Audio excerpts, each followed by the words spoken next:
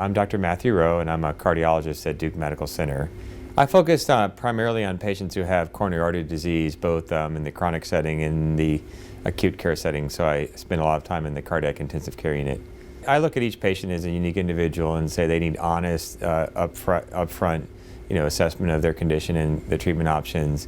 And I basically say for every patient, we offer you the same level of care, the same access to care, the same really thoughtful approach to your condition, knowing that here at Duke, we really take things to the extra mile. So the latest, best treatments we have available, we know all the evidence behind the treatments that we provide.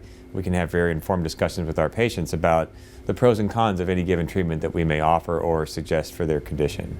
I had a unique experience with the patient recently, and he was someone who lives in a small town outside of Durham, never been a patient at Duke before, had a heart attack and was waiting for bypass surgery.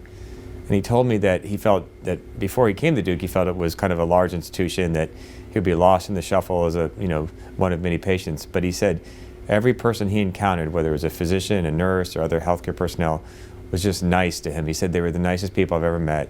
That made me feel like I'm part of the family. And when I heard that, it made me realize, why do I work at Duke? It's because we treat every patient like they're part of our family.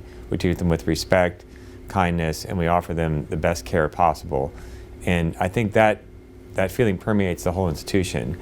What inspired me to become a physician is actually an experience in college where I was volunteering in a medical center. I was at the University of Virginia, and I had a chance, when I was considering being a physician, to actually spend time in that environment and work with children, in the pediatric intensive care unit. And that was very meaningful to see that I could make a difference, even though I wasn't a healthcare personnel, just by spending time with them and listening to them and helping them. And so, to me, that was one of the really foundational experiences that led me to want to be a physician, always having an interest in science, but being able to translate it into actually personal interactions.